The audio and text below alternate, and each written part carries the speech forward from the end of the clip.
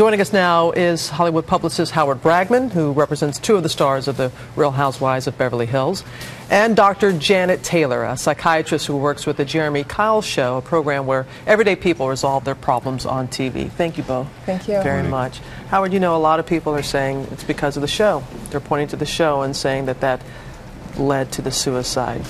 What do you think?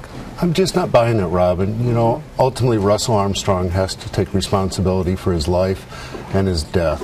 He wasn't a really wonderful guy, and what the reality situation does is shine a lot of light on that. And if you have skeletons in your closet, they're going to come out, and that's exactly what happened to him.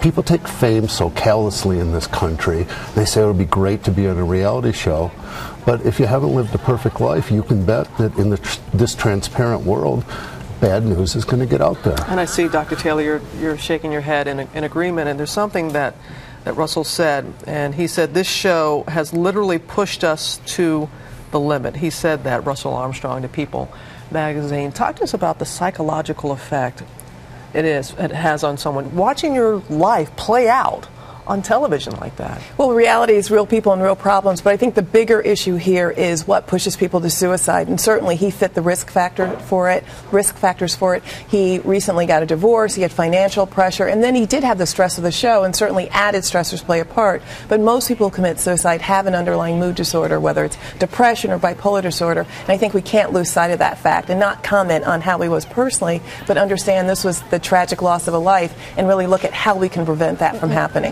Looking at the bigger issue here and not making it solely about being on a reality show, but should people be screened a little bit better going on these programs? Well, most people are screened, and certainly with reality, I mean, we want to see over-the-top personalities, which may not highlight how they cope, but most people are screened.